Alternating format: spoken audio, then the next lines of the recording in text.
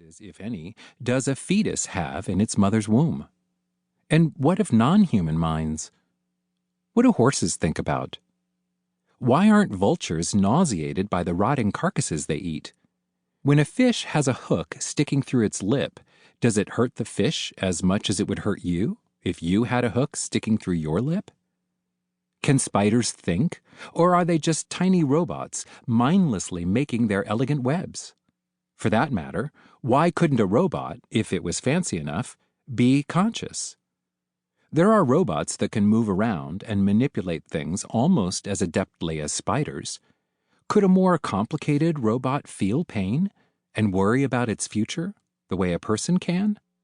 Or is there some unbridgeable chasm separating the robots and maybe the spiders and insects and other clever but mindless creatures from those animals that have minds? Could it be that all animals except human beings are really mindless robots? René Descartes notoriously maintained this in the 17th century.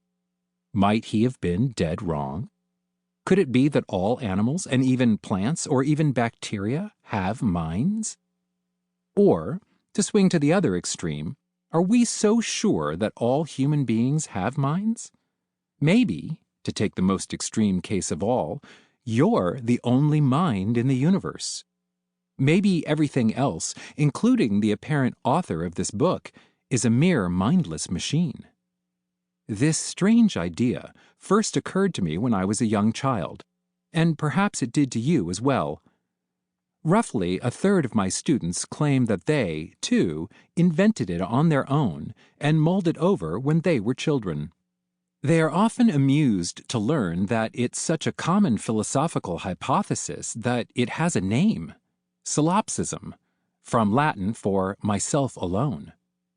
Nobody ever takes solipsism seriously for long, as far as we know, but it does raise an important challenge.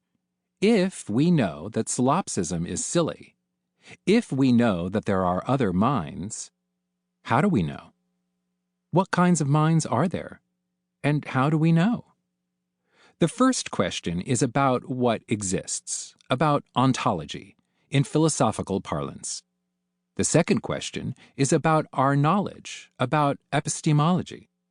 The goal of this book is not to answer these two questions once and for all, but rather to show why these questions have to be answered together. Philosophers often warn against confusing ontological questions with epistemological questions. What exists is one thing, they say, and what we can know about it is something else. There may be things that are completely unknowable to us, so we must be careful not to treat the limits of our knowledge as sure guides to the limits of what there is. I agree that this is good general advice, but I will argue that we already know enough about minds to know that one of the things that makes them different from everything else in the universe is the way we know about them. For instance, you know you have a mind, and you know you have a brain, but these are different kinds of knowledge. You know you have a brain the way you know you have a spleen, by hearsay. You've never seen your spleen or your brain, I would bet. But since the textbooks tell you that all normal human beings have one of each, you conclude that you almost certainly have one of each as well.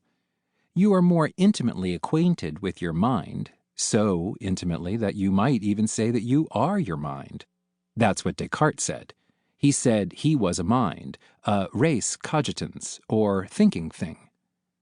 A book or a teacher might tell you what a mind is, but you wouldn't have to take anybody's word for the claim that you had one. If it occurred to you to wonder whether you were normal and had a mind as other people do, you would immediately realize, as Descartes pointed out, that your very wondering this wonder demonstrated beyond all doubt that you did indeed have a mind. This suggests that each of us knows exactly one mind from the inside, and no two of us know the same mind from the inside. No other kind of thing is known about in that way, and yet this whole discussion so far has been conducted in terms of how we know, you and I. It presupposes